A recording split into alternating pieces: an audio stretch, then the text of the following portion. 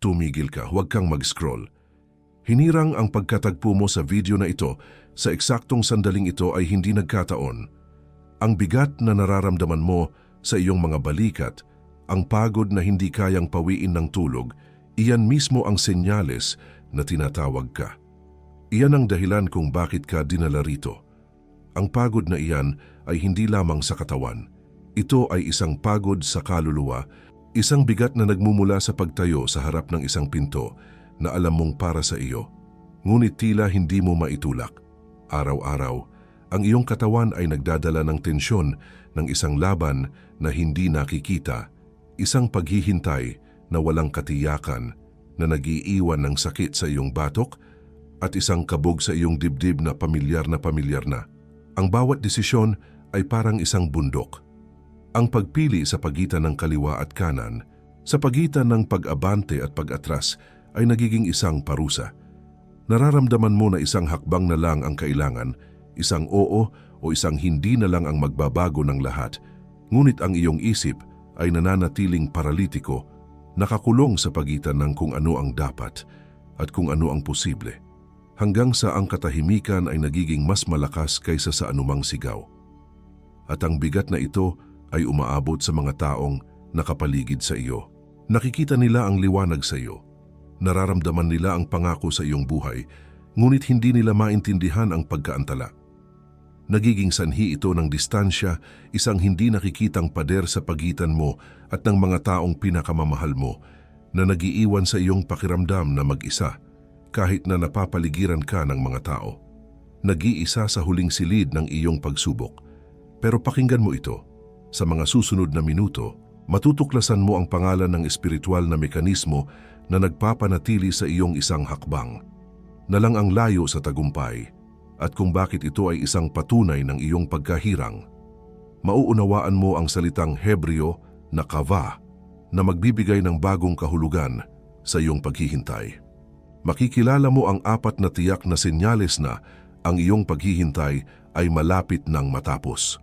Matututunan mo ang 3 sandata ng panalangin laban sa tagabulag sa huling hakbang.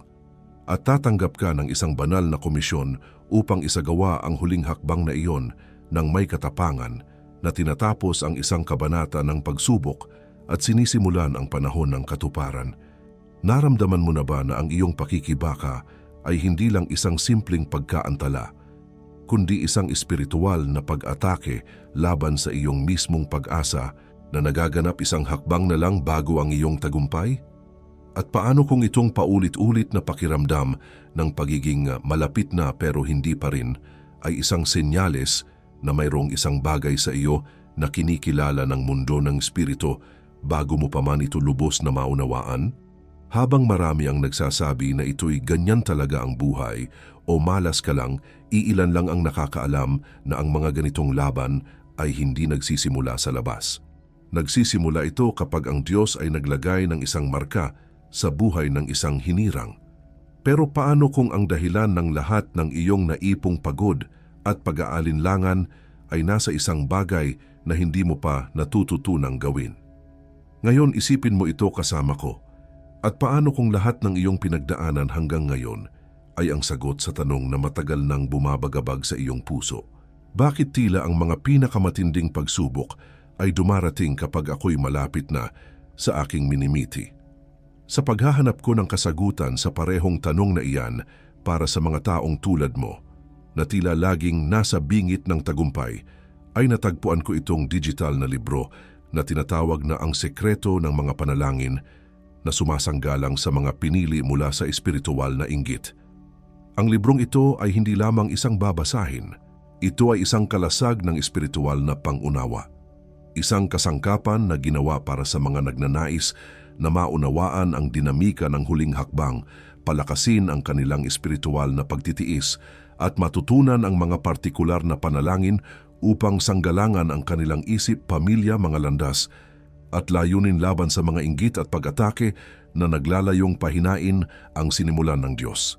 Maraming mga pinili dito ang nakaramdam na kailangan nila ng espiritual na proteksyon, ngunit hindi pa rin sila nagpasya na i-download ang digital na libro. I-download mo na ito ngayon.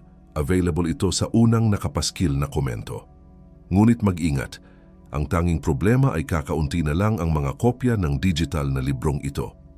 Inihahayag nito ang mga panalangin at direksyon na binabaliwala ng marami.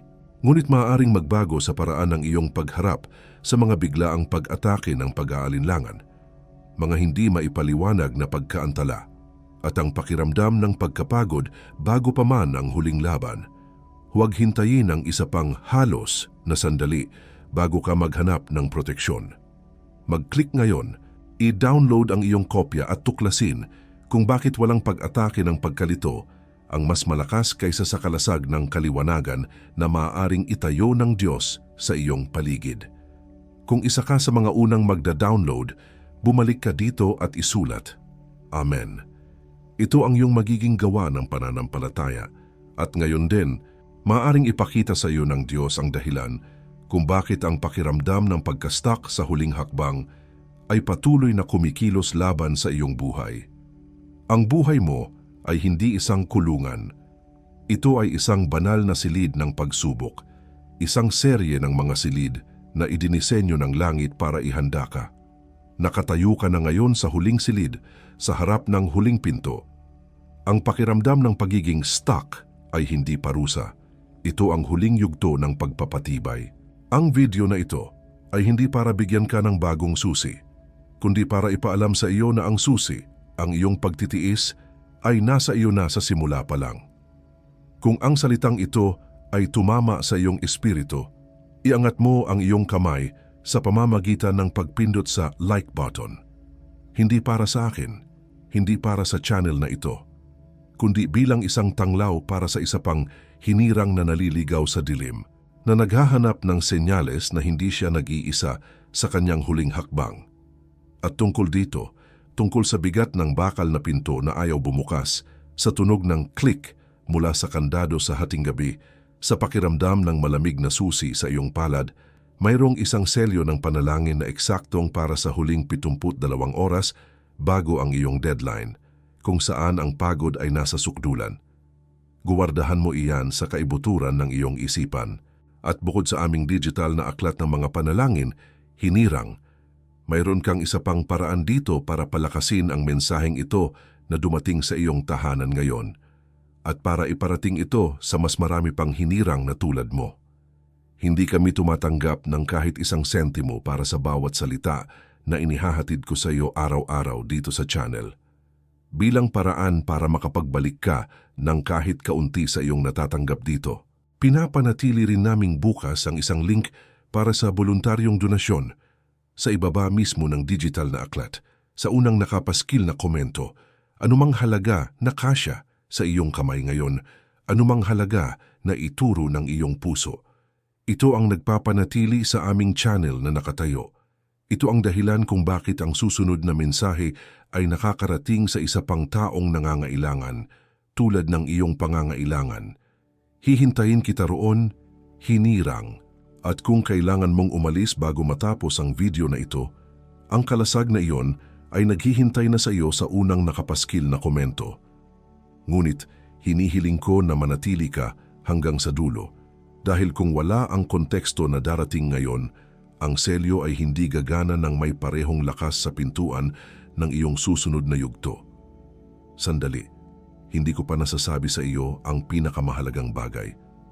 May isang pangalan, isang salita na kapag narinig mo, mauunawaan mo kung bakit ang huling hakbang na ito ay tila imposible. At iyon ang babaguhin natin sa sandaling ito. Kaya bago tayo magpatuloy, kailangan kong hilingin sa iyo na huminga ng malalim. Hanapin mo ang isang tahimik na lugar sa iyong isipan kahit na magulo ang iyong paligid. Sa sandaling ito, tanggalin mo muna ang ingay ng mundo, ang mga opinyon ng iba, ang mga boses ng pagdududa sa iyong sariling ulo. Kailangan natin ng espasyo para marinig ang sinasabi ng langit. Dahil ang Diyos ay nagsasalita, hindi sa pamamagitan ng mga kulog at kidlat, kundi sa pamamagitan ng mga bulong, sa pamamagitan ng mga sinyales na madaling balewalain kung hindi ka nakikinig. Sa mga susunod na sandali, ibibigay ko sa iyo ang 4 na partikular na senyales na ikaw ay nasa huling hakbang na. Kilalanin mo ang iyong sarili sa mga ito, hinirang, at mauunawaan mo na ang iyong pagkaantala ay isa lamang paghahanda. Ang unang senyales ay ang senyales ng paulit-ulit na bilang. Siguro pagod ka nang umuwi mula sa trabaho at habang iniinit mo ang iyong hapunan, nakita mo ang oras sa microwave, 11:11. Binaliwala mo ito, ngunit pagkatapos habang nagbabayad ka sa grocery, ang total ay 777. At sa daan pa uwi, ang plaka ng sasakyan sa harap mo ay nagtatapos sa 444. Hindi ito pagkakataon. Ito ay ang langit na nagsasabing, nakikita kita, naka-align ka sa aking oras. Ang orasan mo at ang orasan ko ay malapit ng magtugma. Ang pangalawang senyalis ay ang senyalis ng biglaang alaala. Hating gabi na, tahimik ang buong bahay at nag-scroll ka lang sa iyong cellphone. Sinusubukang patulugin ang iyong isip. Bigla, isang larawan mula 7 taon na ang nakalipas ang lumitaw. Isang pangarap na matagal mo nang ibinaon, isang pangako na binitiwan mo sa Diyos sa iyong kabataan, biglang bumabalik ng may matinding puwersa na para bang kahapon lang nangyari. Kasama nito ang isang kirot ng pangungulila, ngunit may kasamang hindi maipaliwanag na pag-asa. Ito ang Espiritu Santo na nagpapaalala sa iyo ng orihinal na plano, bago pa man ang katuparan nito.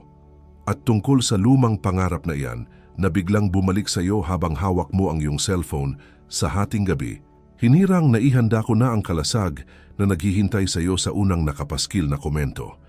Kung kailangan mong umalis bago matapos, nandoon na iyon. Ngunit manatili ka dahil ang pangalan ng nangyayari sa iyo ay hindi pa nasasabi. Ang pangatlong senyales ay ang senyales ng hindi maipaliwanag na kapayapaan. Nasa gitna ka ng kaguluhan, maaaring nasa gitna ng matinding trapiko, o hinahabol ang isang deadline sa trabaho, ang telepono mo ay sunod-sunod ang tunog at ang presyon ay nararamdaman mo sa iyong dibdib. At sa gitna ng lahat ng iyon, bigla, isang alon ng kapayapaan ang bumalot sa iyo. Napakatahimik, napakalalim, na para bang ang mundo ay tumigil sa pag-ikot sa loob ng 30 segundo. Ito ay ang kapayapaan ng Diyos na nauuna sa tagumpay, isang bulong sa iyong espiritu na nagsasabing, huminahon ka, ako ang bahala rito. At ang pang-apat na senyales, ang pinakamapanlinlang sa lahat ay ang senyales ng huling balakid. Isang linggo ka nang naghahanda para sa isang mahalagang presentasyon, ang lahat ay perpekto na, ngunit 10 minuto bago ka magsalita, hindi mo mahanap ang iyong USB drive o kaya'y malapit ka nang isumite ang isang aplikasyon na magbabago ng iyong buhay at biglang nawala ng internet. Ito ay isang maliit, nakakainis na problema na idinisenyo upang sirain ang iyong tiwala sa huling sandali. Ito ang huling desperadong pag-atake ng kaaway, ang tagabulag sa huling hakbang na sinusubukang kumbinsihin kang sumuko sa mismong pintuan ng iyong pagpapala. Kung kahit 1, 2 o lahat ng 4 na senyalis na ito ay sumasalamin sa iyong espiritu, kung ang mga ito ay naganap sa iyong buhay sa nakalipas na mga linggo, hindi ka nababaliw. Hindi ka nag-iimbento. Ang nararanasan mo ay isang banal na kumpirmasyon. Ito ang paraan ng Diyos na sabihin sa iyo na ang iyong posisyon ay kinikilala sa mundo ng espiritu. Ikaw ay nasa tamang lugar, sa tamang oras, para sa isang milagro na nakatakda. Kung kinikilala mo ang mga senyalis na ito bilang iyong sariling kwento, kung nararamdaman mo sa iyong espiritu na ang mga ito ay para sa iyo, gusto kong gawin mo ang isang bagay bilang gawa ng pananampalataya. Pumunta ka sa seksyon ng komento at itype ang 777. Hindi ito para sa numero. Ito ay isang deklarasyon. Ito ay ang iyong pagsasabi sa langit, nakikinig ako, nakikita ko. Handa na ako para sa huling hakbang. Ang bawat 777 na lilitaw ay isang tanglaw, isang patunay na marami kayong dumadaan sa banal na silid ng pagsubok na ito ng sabay-sabay. Ngunit bago ko ipakita sa iyo ang instrumento ng panananggalang na mag-iingat sa iyong nakatakdang tadhana, kailangan kong ibigay sa iyo ang pangalan ng iyong ginagawa sa paghihintay. Dahil hindi ka lamang naghihintay, hinirang. Ang iyong ginagawa ay may pangalan sa Hebreo, at ito ang salitang kava. Pakinggan mo itong mabuti. Ito ay isang salita na hindi lamang naglalarawan ng iyong kasalukuyang sitwasyon. Ito ay naglalaman ng kapangyarihan upang baguhin ito ng tuluyan. At ito ay tiyak sa pagitan ng pagiging hinirang at pagiging nababalutan sa puwang kung saan ang iyong pagtitiis ay ginagawang isang sandata ng kaaway na ang tagabulag sa huling hakbang ay kumikilos. Ngunit ang selyo ng oras na ito na iyong tinatawid ay nakita na. Ang iyong pagkaparalisa sa harap ng huling pinto ay hindi isang hatol ng kabiguan, kundi isang reseta para sa isang uri ng proteksyon na hindi mo pa alam na kailangan mo. At sinasabi ko ito sa iyo dahil nakita ko na itong nangyari. Nakita ko na ito sa mga mata ng mga mandirigma na pagod na sa pakikipaglaban bago pa man magsimula ang huling labanan. Nakita ko na ito sa mga kamay na nanginginig habang hawak ang isang susi, ngunit natatakot na subukang buksan ang kandado. Nakita ko na ang espiritu ng halos na nagpapatumba sa mga higante sa mismong tarangkahan ng kanilang ipinangakong lupain. At nakita ko rin ang pagbabago, ang sandali ng kaliwanagan kapag natuklasan ng tamang sandata. At alam mo na ito, hindi mo palang nabibigyan ng pangalan. Ang bigat na iyan sa iyong batok ay ang tensyon ng isang hindi nakikitang laban. Ang pagkalito sa iyong isipan ay ang ulap na inihagis ng kaaway sa huling sandali. Ang pag-iisa na nararamdaman mo ay ang estratehiya niya upang ihiwalay ka bago dumating ang tulong. Bago ko pangalanan ng kalasag para sa bigat na iyan sa iyong batok, dalhin mo ang iyong hinlalaki sa unang nakapaskil na komento. Huwag mo pang i-click. Hayaan mo lang diyan. Hayaan mong maramdaman mo ang bigat ng desisyon at pagkatapos ay ang gaan ng pag-alam na ang tulong ay isang pagpindot na lang ang layo. Nang isulat sa akin ng isang hinirang na naglalarawan ng eksaktong sakit na ito, na may mga salitang halos kapareho ng sayo at ako'y naiwang walang sagot sa harap ng Diyos, noon dumating sa aking mga kamay itong digital na libro na tinatawag na Ang Sekreto ng Mga Panalangin na Sumasanggalang sa Mga Pinili mula sa espiritual na inggit. Ito ay isang aklat na hindi lamang nagbibigay ng mga panalangin, kundi nagbibigay ng mga mata upang makita ang mga bitag bago mo pa man ito maapakan. Ngunit kailangan kong sabihin sa iyo na may problema. Kakaunti na lang ang mga kopya ng digital na librong ito. Kung nararamdaman mo ang tawag, kung ang espiritu mo ay sumisigaw ng sapat na, kung gayon ang iyong oras ay ngayon na, mag-click ngayon, i-download ang iyong kopya at sa sandaling magawa mo ito, bumalik ka dito at isulat ang Amen. Ito ang iyong magiging gawa ng pananampalataya, isang deklaradong tanda ng pananampalataya. Ang iyong kopya ay naghihintay sa unang nakapaskil na komento dahil ang banal na kasulatan ay naghahayag sa Isaias 40:31. Ngunit silang nangaghihintay sa Panginoon ay mangagbabagong lakas. Sila'y paiilan lang na may mga pakpak na parang mga agila. Sila'y magsisitakbo at hindi mga papagod. Sila'y magsisilakad at hindi manganghihina. Ang iyong paghihintay ay hindi pasibo. Ito ay isang aktibong pagbabago ng lakas at ang librong ito ang kasangkapan na magtuturo sa iyo kung paano gamitin ang bagong lakas na iyon para sa huling hakbang. At alam kong mag-aalinlangan ka. Iisipin mo, siguro tadhana ko na talagang maging malapit lang pero hindi nakakarating. Isa na namang gastos ito. Ngunit hayaan mong tanungin kita, ang kalasag na ito ay mas mababa pa sa halaga ng isang special na kape na binibili mo para gisingin ang iyong katawan. Mas mababa pa sa isang buwanang subscription sa streaming na ginagamit mo para takasan ang iyong mga iniisip. Mas mababa pa sa isang mabilisang pagkain na kinakain mo ng nag-iisa. At ang mga panalangin ito ay magbibigay ng proteksyon sa iyo sa susunod na 12 buwan. Kaya't heto ang aking pangako sa iyo. I-download mo ang digital na libro. Basahin mo ito. Isabuhay mo ang mga panalangin. At kung sa loob ng 7 araw ay hindi mo naramdaman ang pagbabago sa iyong espiritu, kung hindi mo naramdaman ang pag-angat ng bigat sa iyong mga balikat, kung hindi mo naramdaman ang pagbabalik ng katapangan sa iyong puso, magpadala ka lang ng mensahe at ibabalik ko ang iyong pera. Walang tanong, walang pressure, walang paghuhusga. Ang panganib ay nasa akin, hindi sa iyo.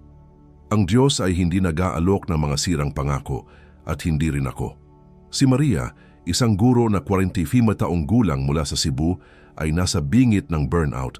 Bawat araw ay isang pakikibaka. Pagkatapos niyang isagawa ang panalangin laban sa tagabulag sa huling hakbang, isang bagong oportunidad sa pagtuturo sa ibang bansa na matagal na niyang ibinaon ay biglang nabuksan na may dalang dobleng sahod at kapayapaan na hindi niya naramdaman sa loob ng isang dekada. Si Ricardo, isang engineer na 32 taong gulang mula sa Davao, ay laging pangalawa sa pila para sa promosyon. Naramdaman niyang may hindi nakikitang pader sa pagitan niya at ng kanyang tagumpay. Matapos niyang ideklara ang mga panalangin ng pagkasanggalang sa landas, ang parehong boss na laging lumalampas sa kanya ay personal siyang tinawag upang pamunuan ang pinakamalaking proyekto ng kumpanya na sinasabing, bigla kong nakita ang isang bagay sa iyo na hindi ko nakita noon. Si Teresita, isang maliit na negosyante na 58 taong gulang mula sa Iloilo, ay malapit nang isara ang kanyang tindahan na minana pa niya sa kanyang mga magulang. Ang kanyang huling pag-asa ay nawawala na. Gamit ang panalangin ng pagbubukas ng pinto, isang lumang kaibigan na hindi niya nakausap sa loob ng 20 taon ang biglang tumawag, nag-aalok na mamuhunan hindi lamang ng pera, kundi ng isang bagong ideya na nagligtas at nagpalago sa kanyang negosyo nang higit pa sa kanyang pinangarap. Pinapahid niya ang kanyang mga luha gamit ang parehong bigat ng isang bakal na pinto na ayaw bumukas. Itinutulak ito sa dapit hapon. Pinapahid niya ang kanyang mga luha gamit ang parehong tunog ng isang click mula sa isang kandado na hindi niya inaasahan sa kalagitnaan ng gabi. Pinapahid niya ang kanyang mga luha gamit ang parehong pakiramdam ng isang malamig na susi sa kanyang palad na biglang lumitaw sa sandaling siya ay gumising. Pinapahid niya ang kanyang mga luha gamit ang parehong bigat ng pagtulak sa isang bakal na pinto na naghihintay sa isang click sa gabi. Pinapahid niya ang kanyang mga luha gamit ang parehong malamig na susi na biglang lumitaw na nagbubukas ng bakal na pinto sa dapit hapon. At bago ko ibigay sa iyo ang susunod na salita na darating pa ngayon, dahil darating pa ito at ito'y may bigat, hayaan mong sabihin ko ito. Ang channel na ito ay hindi tumatanggap ng kahit isang sentimo para sa mga salitang ito na nagbabago ng buhay. Ang tanging paraan na ang channel na ito ay nananatiling bukas ay dahil sa mga hinirang na tulad mo na nagpapasya pagkatapos matanggap ang salita na magbalik ng isang bagay. Ito ay para sa susunod na hinirang na nangangailangan ng mensaheng ito. Tulad mo kanina, mayroong isang link para sa voluntaryong donasyon sa unang nakapaskil na komento sa ibaba mismo ng digital na aklat. Anumang halaga na ituro ng iyong puso, tulad ng sinabi ko sa iyo kanina, ang Diyos ay hindi nagbebenta ng kanyang salita. Ngunit ang mga hinirang niya ay nagpapanatili sa mga tanglaw na nakasindi. Hihintayin kita roon muli, hinirang. Ngunit may isang bagay na maaaring durugin ng pagbubukas ng huling pintong ito, kahit na mayroon kang proteksyon, at ang pangalan nito ay magugulat sa iyo. Dumating na ang oras, ang bagay na maaaring madurog kahit na mayroon kang proteksyon. Ang pangalan na magugulat sa iyo ay hindi isang demonyo o isang sumpa. Ito ay ang iyong sariling pag-unawa sa salitang maghintay. Dahil sa kanluran at maging sa ating kultura, ang paghihintay ay pasibo. Ito ay pag-upo sa isang sulok. Ito ay pagbibilang ng mga araw. Ito ay isang kawalan ng aksyon. At iyan, hinirang, ang pinakamalaking kasinungalingan na ibinulong sa iyo ng tagabulag sa huling hakbang. Ang salitang Hebreo para sa uri ng paghihintay na ginagawa mo ay hindi lamang isang salita ng pagtitiis. Ito ay isang salita ng pakikidigma. Ang salitang iyon ay kava, kava. Pakinggan mo ang tunog nito. Kava, Hindi ito nangangahulugang umupo at maghintay. Ang salitang ugat nito ay nangangahulugang magbigkis para pag-ugnayin tulad ng isang manghahabi na kumukuha ng daan-daang manipis na sinulid at pinagsasama-sama ang mga ito upang makagawa ng isang lubid na kayang humila ng isang barko. Ang bawat araw na naghihintay ka, hinirang, ay hindi isang araw na nawala. Bawat panalangin na tila hindi sinasagot ay isa pang sinulid na idinadagdag sa lubid ng iyong pananampalataya. Bawat pag-KHZB na iyong tiniis ay isa pang pagpilipit na nagpapatibay dito. Ang iyong pagkava sa Diyos ay isang aktibong proseso ng paghahabi ng iyong pag-asa, ng iyong lakas, ng iyong tiwala sa kanyang mga pangako. Kaya't ang paghihintay mo ay hindi nagpapahina sa iyo. Ito ay ginagawa kang isang sandata. Ang huling hakbang na iyan ay hindi isang pagtalon sa kawalan ng katiyakan. Ito ay paghakbang gamit ang matibay na lubid na ikaw at ang Diyos ay magkasamang hinabi sa loob ng mahabang panahon. Ikaw ang aking hinabi. Sinubok ka sa apoy upang ang iyong pananampalataya ay maging mas dalisay kaysa ginto. Ginagawa kang isang matibay na lubid, isang hindi mapuputol na bigkis sa pagitan ng aking pangako at ng iyong katuparan. Isipin mo si Jose, hindi ang gobernador ng Ehipto na nakasuot ng ginto, kundi ang binatilyong si Jose sa ilalim ng isang tuyong balon na ibinenta ng kanyang sariling mga kapatid. Para sa kanya, iyon ay isang huling hakbang, wala ng pag-asa. Ngunit ito ay isa lamang silid sa kanyang banal na silid ng pagsubok.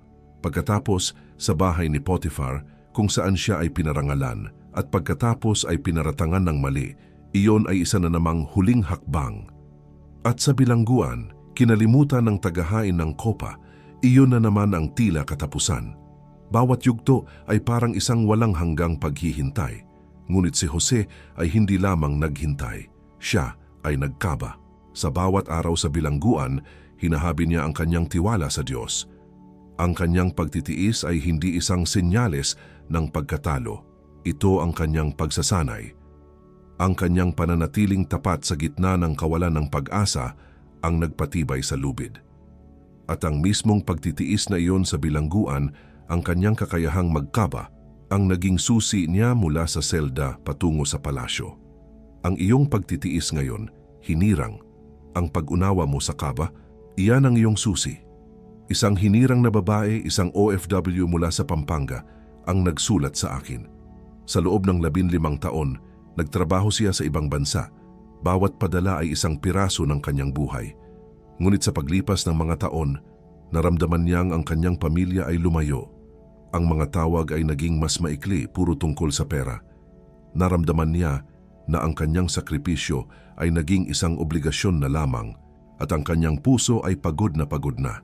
Nasa huling hakbang na siya, handa nang sumuko, umuwi at tanggapin na nawala ng saysay ang lahat. Isang gabi, sa gitna ng kanyang mga luha, idineklara niya na hindi na siya maghihintay pa, kundi mag-uumpisa siyang magkaba. Itinuring niya ang huling buwan ng kanyang kontrata bilang huling sinulid na ihahabi niya ng may pag-asa. Pagkaraan ng 2 linggo, tumawag ang kanyang panganay na anak, hindi para humingi ng pera.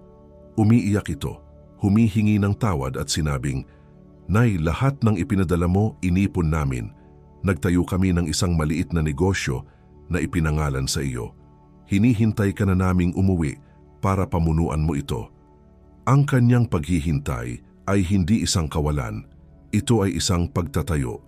Ang kanyang mga sinulid ay hinahabi pala sa isang tapiserya na hindi niya nakikita. Ang pag-unawa sa kaba ay naglalagay ng isang selyo sa iyong espiritu, hinirang. At ang selyong iyan ay naglalagay sa iyo sa isa sa 3 partikular na istasyon sa sandaling ito. 3 banal na pagkakakilanlan.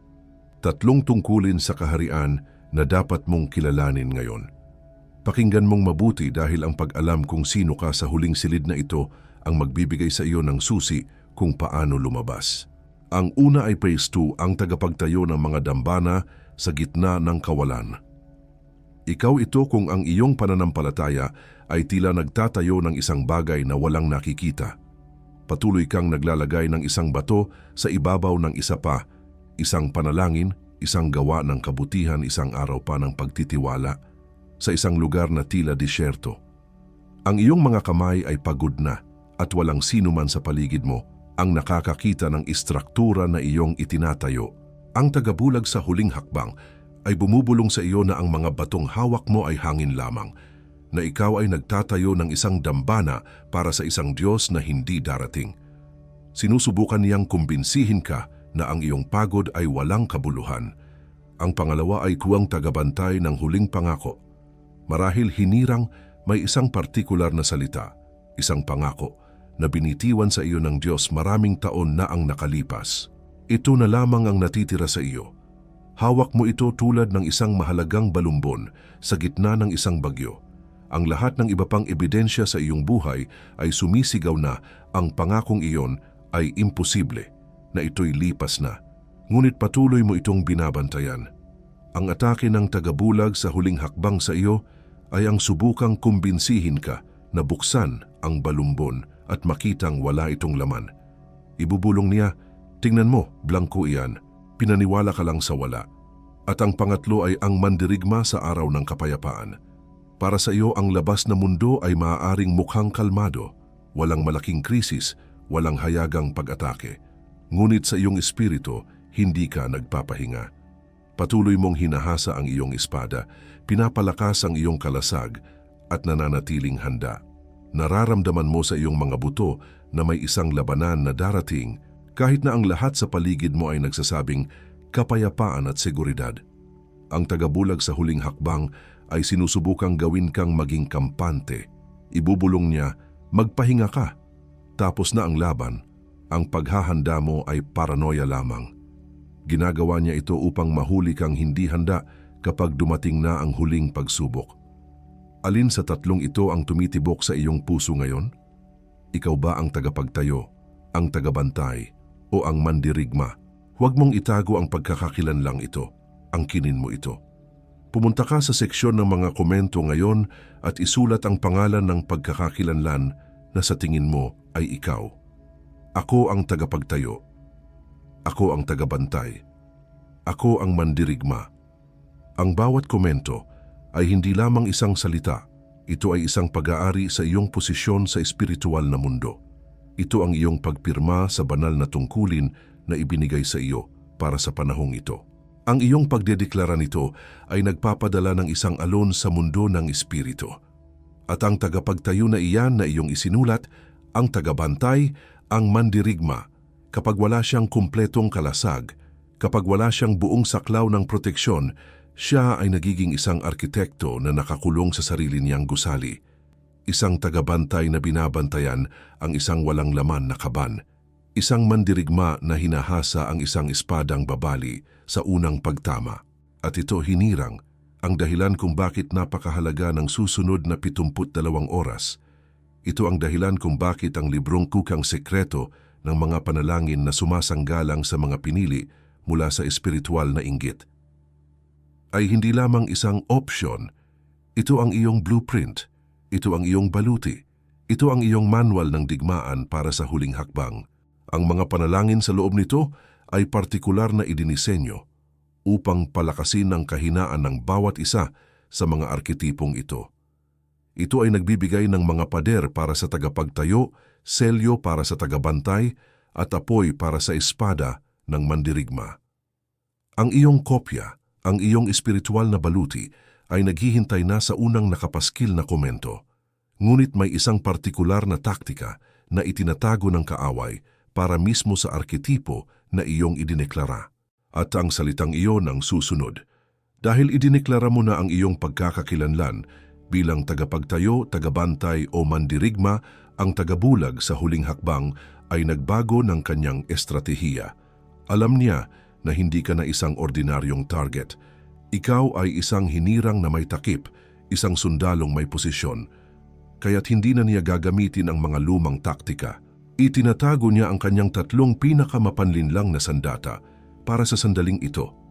Para sa mga taong tulad mo na nasa bingit na ng pag-alam sa kanilang buong lakas.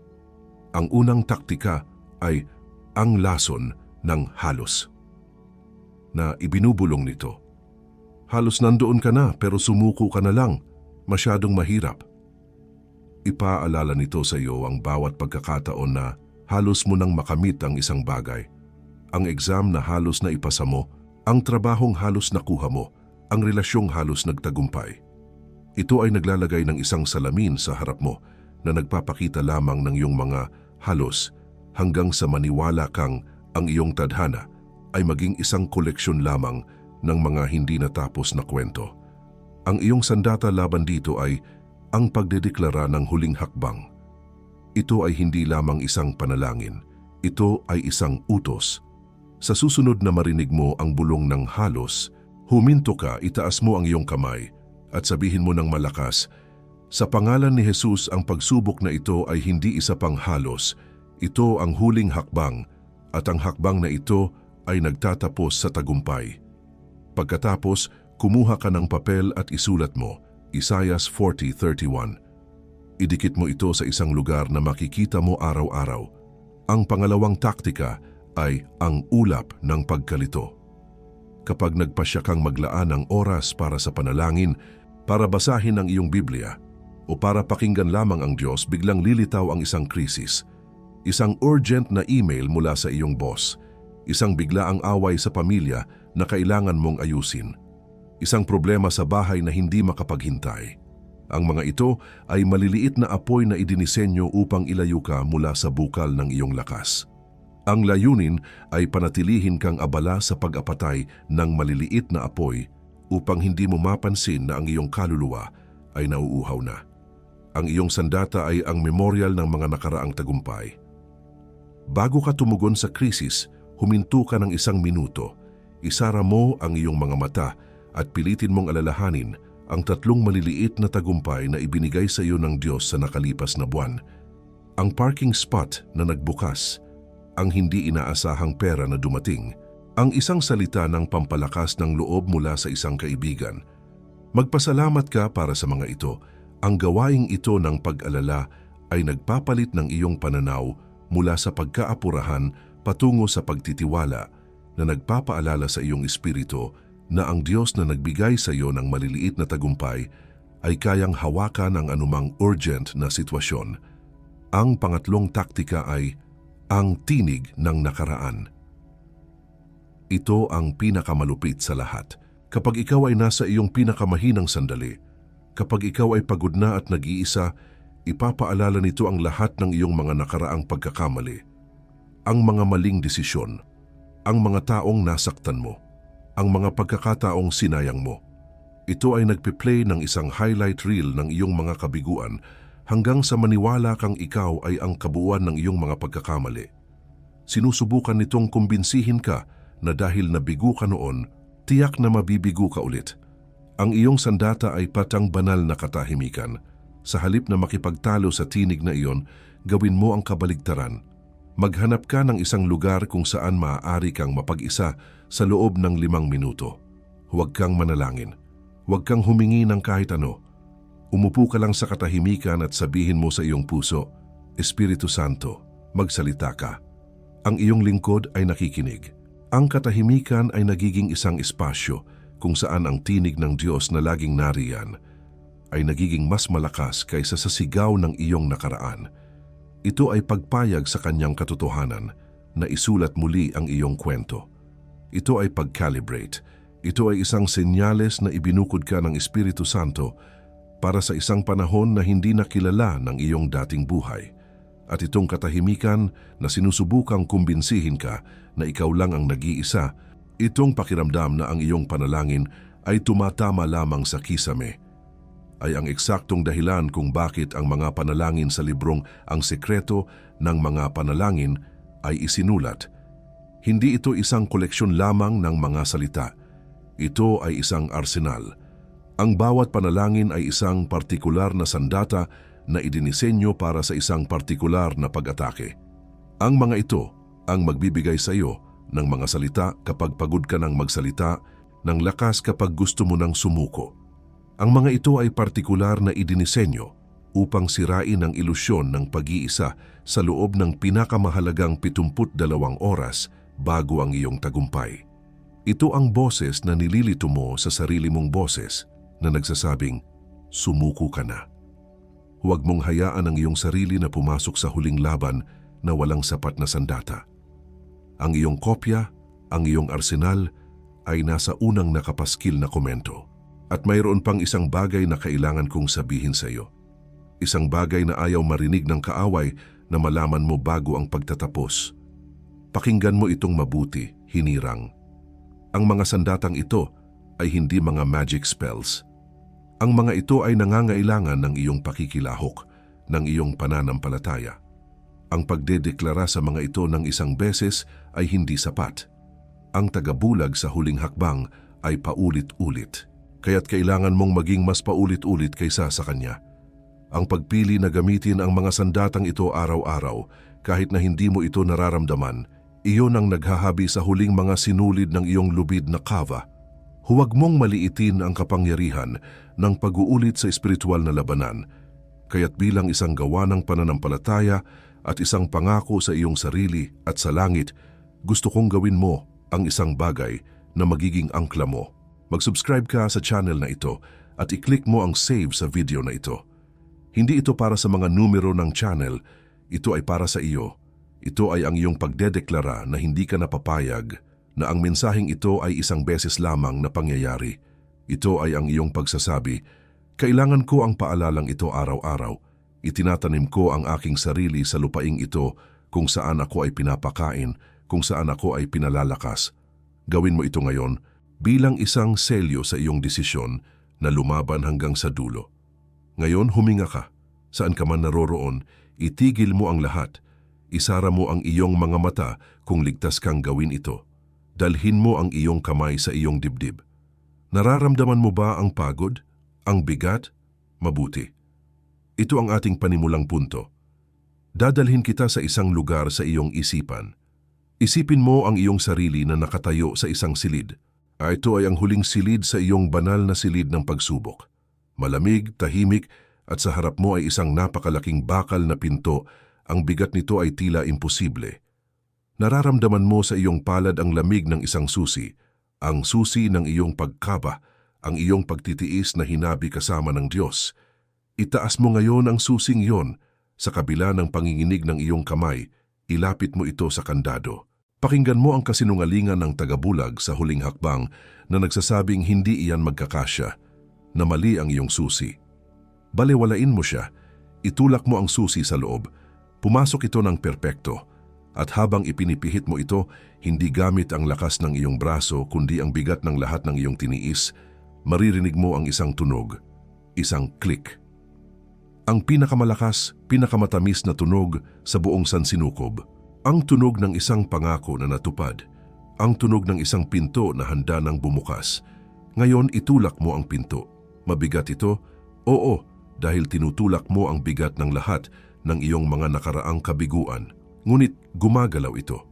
Una, isang siwang lamang ng liwanag ang lumabas na tumatama sa iyong mukha. At habang patuloy mong itinutulak, ang siwang ay nagiging baha ng ginintuang liwanag na bumabalot sa iyo, na nagpapainit sa iyong kaluluwa. Humakbang ka palabas ng silid ng pagsubok. Humakbang ka papasok sa liwanag ng iyong katuparan. Narito ka na, malaya ka na. At sa liwanag na ito, sa kapangyarihang ito, idedeklara natin ang iyong paglaya. Sabihin mo ito kasama ko sa iyong puso o ng malakas. Pinapakawalan ko ngayon ang bigat ng paghihintay. Pinapakawalan ko ang kalendaryo ng mga pagkaantala, ang orasan ng aking mga kabiguan. Hindi na ako alipin ng tanong na kailan. Ako ay nabubuhay sa ngayon ng Diyos. Sabihin mo ulit, pinapakawalan ko ngayon ang tinig ng paninisi sa sarili. Pinapakawalan ko ang bawat salita ng sana at dapat. Pinapatawad ko ang aking sarili sa hindi pagiging perpekto. Tinatanggap ko na ang aking halaga ay hindi nakabatay sa aking mga nagawa, kundi sa katotohanang ako ay pinili. At sa huling pagkakataon, nang may buong lakas, pinapakawalan ko ngayon ang kahihiyan ng mabagal na paglalakbay. Hindi ko na ikukumpara ang aking landas sa iba. Ang aking pagkaantala ay hindi isang parusa, kundi isang paghahanda. Ang aking mga peklat ay hindi tanda ng kahihiyan, kundi mga medalya ng pagtitiis. At ngayon habang ikaw ay nakatayo sa liwanag, malaya at pinatawad, i-activate natin ang mga banal na tungkulin na inihanda para sa iyo.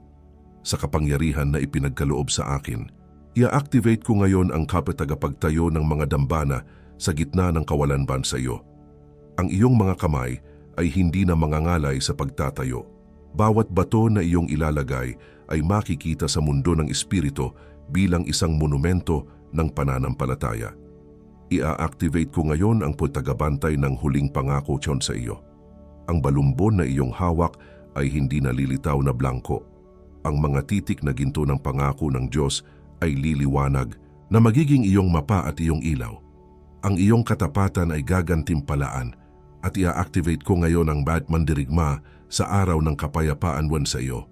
Ang iyong paghahanda ay hindi na paranoia. Ito ay karunungan. Ang iyong espada ay binasbasan na at ang iyong kalasag ay pinatibay na ng langit. Ikaw ay handa na para sa laban, hindi dahil sa takot, kundi dahil sa pagtitiwala sa iyong commander.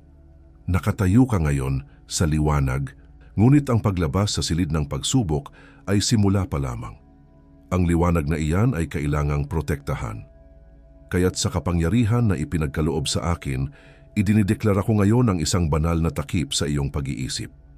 Ang bawat araw ng pagdududa, bawat bulong ng halos mula sa tagabulag sa huling hakbang, ay dudurugin bago pa man ito makalapit sa iyong isipan. Ang iyong isip ay hindi na isang larangan ng digmaan ng pagkalito. Ito ay isang hardin na binabantayan kung saan ang tanging binhi na tutubo ay ang katotohanan ng Diyos. Idinideklara ko rin ang isang takip sa iyong mga ugnayan at sa iyong tahanan. Ang tensyon na nilikha ng iyong pagkaantala, ang mga hindi pagkakaunawaan na ipinunla ng kaaway upang ihiwalay ka, ay pinuputol ngayon. Ang iyong tahanan ay nagiging isang santuwaryo ng kapayapaan, hindi isang lugar ng paghatol. Ang mga taong inilagay ng Diyos sa iyong buhay ay makikita ka na ngayon hindi sa pamamagitan ng iyong paghihintay, kundi sa pamamagitan ng pangako na iyong dinadala. Ang pagkakaisa ay ipinapanumbalik. At sa wakas, idinideklara ko ang isang takip sa iyong mga landas, sa iyong layunin. Ang bawat maling daan na idinisenyo upang iligaw ka, bawat huling balakid na inilagay upang patirin ka ay inilalantad at inaalis. Ang daan sa harap mo ay naituwid na. Hindi na ito isang labyrinth ng pagkalito, kundi isang tuwid na landas patungo sa iyong tadhana na naiilawan ng kanyang presensya. Ang iyong mga hakbang ay matatag, ang iyong direksyon ay malinaw, ikaw ay hindi na maliligaw. Anak, alam kong nakatayo ka roon sa harap ng pintong iyon na tila bakal at bumubulong sa iyong puso. Panginoon, kinalimutan mo na ba ako? Pakinggan mo ang aking tinig. Hindi ako nagsasalita sa ingay ng iyong takot. Nagsasalita ako sa katahimikan pagkatapos ng iyong huling luha. Sa bawat sandali na akala mo ay nag-iisa ka sa silid na iyon, ako ay naroon, hinahabi ang bawat hibla ng iyong pagtitiis. Ang iyong paghihintay ay hindi isang parusa. Ito ay ang aking kamay na nagpapatibay sa iyo. Ang bawat araw ng pagkaba mo ay ako na nagdaragdag ng lakas sa lubid na iyong gagamitin upang hilahin ang iyong mga pagpapala mula sa langit patungo sa lupa. Hindi ka isang bilanggo na naghihintay ng sentensya. Ikaw ay isang mandirigma na sumasailalim sa huling pagsasanay sa loob ng aking banal na silid ng pagsubok. Nakikita ko ang mga peklat na hindi nakikita ng iba. Alam ko ang bigat na dinadala mo nang walang nagrereklamo. Ikaw ang aking tagapagtayo, aking tagabantay, aking mandirigma. Hindi ko ipinangako na magiging madali, ngunit ipinangako ko na sasamahan kita. At ang pangakong iyon ay hindi kailanman mabibigo. Kaya't huwag kang matakot sa huling hakbang. Ito ang hakbang na pinakahihintay ko. Ang hakbang kung saan ang iyong pagtitiis ay nagiging kapangyarihan, ang iyong paghihintay ay nagiging pagsaksi. Ang pintong iyan sa harap mo ay hindi na isang hadlang. Ito na ang iyong pasukan. Ibinigay ko na sa iyo ang susi. Ito ay nasa iyong kamay sa simula pa lang. Gamitin mo ito. Ang iyong pagtitiis, ang iyong pagtitiwala, ang iyong kava. Buksan mo ang pinto, anak. Naghihintay ako sa kabilang panig. Pinuputol ko ngayon ang sumpa ng halos sa iyong buhay. Pinuputol ko ngayon ang sumpa ng pagkalito sa huling sandali. Pinuputol ko ngayon ang sumpa ng pagsuko sa mismong pintuan ng iyong tagumpay. Ikaw ay nakatuon. Ang iyong buong pagkatao, ang iyong espiritu, kaluluwa at katawan ay nakahanay na ngayon sa kalooban ng Diyos para sa huling hakbang na ito. Ang iyong mga pagdududa ay napatahimik na. Ang iyong mga takot ay napalitan na ng pananampalataya. Ang iyong mga mata ay nakatuon sa gantimpala, hindi sa paghihirap ng huling milya. Ikaw ay inutusan. Tumanggap ka ng isang banal na atas mula sa trono ng langit. Hindi ka na isang naghihintay na manunood. Ikaw ay isang aktibong kalahok sa katuparan ng iyong sariling tadhana. Ang iyong mga kamay ay binigyan ng kapangyarihan upang itulak ang pinto. Ang iyong mga paa ay binigyan ng lakas upang humakbang sa iyong ipinangakong lupain. Ikaw ay isinugo. Ang iyong tagumpay ay hindi lamang para sa iyo. Ikaw ay isinugo bilang isang buhay na patotoo, isang tanglaw para sa iba na nakakulong pa rin sa kanilang sariling huling silid. Ang iyong kwento ng paglampas ay magiging susi na magpapalaya sa libu-libo. Ikaw ay hindi na isang biktima ng proseso. Ikaw ay isang ahente ng pag-asa. Huwag ka munang magsabi ng amen. Maupo ka muna sandali rito. Hayaang bumaba ang selyong ito hanggang sa talampakan ng iyong paa. Huwag mo itong abalahin. Ang bibig ay gugustuhing isara ang panalangin bago ang tamang oras. Huwag mong isara. Tatawagin kita kapag nagbigay ng hudyat ang langit. At habang ang selyong iyan ay bumababa sa iyo, habang nararamdaman mo ang bigat ng korona, hindi ng pasanin, kailangan kong huminto ka sandali at tingnan ang nakapaskil na komento. Dahil sa sandaling iyon na nararamdaman mo ang presensya ng Ama na nagsasabing, gamitin mo ang susi, naghihintay ako sa kabilang panig, doon mo kailangang kunin ang sandata. Ito ang puwang sekreto ng mga panalangin na sumasanggalang sa mga pinili mula sa espiritual na inggit. Ito ang manual para sa susi na hawak mo. Ito ang blueprint ng pintong nasa harap mo. Ito ang kailangan ng iyong kamay na hawakan ngayon upang ang paghakbang mo sa liwanag ay hindi isang paghakbang sa isang bagong ambush, kundi isang permanenteng paninirahan sa iyong tagumpay. At alam kong mag-aalinlangan ka, iisipin mo, ngayon pa na malapit na akong manalo, kailangan ko pa ba nito? O baka kaya ko nang mag-isa mula rito? Tandaan mo, ang huling hakbang ay kung saan pinakamatindi ang pag-atake. I-download mo ang librong ito. Kung sa loob ng 7 araw ay hindi mo naramdaman ang pagpapatibay ng iyong mga pader at ang paglilinaw ng iyong landas, ibabalik ko ang iyong pera. Ang panganib ay wala sa iyo. At kung iniisip mong iwanan ito para sa susunod, hinihiling ko sa iyo na huminto. Dahil ang susunod sa kontekstong ito ay kung paano pumapasok ang tagabulag sa huling hakbang sa pamamagitan ng siwang ng pagpapaliban. Ang boses na bumubulong ngayon, masyado nang pagod para matuto pa ng bago. Baka isa lang itong kabiguan. Magdarasal na lang ako ng mas matindi. Hindi ko kailangan ng manual. Kailangan ko ng milagro. Maghihintay ako hanggang sa magkaroon ako ng mas malinaw na isip. Ang boses na iyan ay hindi sa iyo. Ito ay sa Kanya na natalo ngayon sa korte ng langit at sinusubukang bawiin ang teritoryo bago ang susunod na 72 oras. Huwag mo siyang bigyan ng pagkakataon at ngayon ang huling salita. At sa parehong panahong ito, babalik ako rito upang ibigay sa iyo ang banal na mapa na nagpapakita kung paano mag-navigate sa teritoryo pagkatapos ng huling hakbang. At sa video na ito, hinirang, bago ko silyuhan ang oras na ito kasama mo, bumabalik ako sa huling pagkakataon sa kahilingang ito. Sinubaybayan mo ako hanggang dito. Tinahak mo ang bawat salita, bawat kautusan, bawat senyales. At kung sa anumang sandali ng mensaheng ito ay naramdaman mong hinipo ka ng langit, alam mong hindi aksidente ang video na ito. Ang link para sa voluntaryong donasyon ay nananatiling bukas sa unang nakapaskil na komento sa ibaba mismo ng digital na libro. Hindi bilang singil, hindi bilang kapalit, bilang isang pagbabalik ng hinirang sa altar kung saan nagmula ang salita. Anumang halaga na ituro ng iyong puso at nakikita ng langit ang bawat kilos, nakikita ng langit at pinararami ito ng langit sa iyong tahanan, sa iyong mga araw, sa kung ano ang hindi mo pa alam na darating. Ito na ang aking huling kahilingan. Hihintayin kita roon, hinirang. Ipadala mo ang video na ito ngayon sa isang hinirang na alam mong tumatawid sa kanyang sariling banal na silid ng pagsubok, na nakatayo sa harap ng isang bakal na pinto, na pagod na sa pagtulak. Hindi ito pabor mo, ito ay paglilingkod at nakikita ng langit. Kung hindi ka pa nakakalapit sa upyang sekreto ng mga panalangin na sumasanggalang sa mga pinili mula sa espiritual na inggit. Ang link ay nananatili sa unang nakapaskil na komento.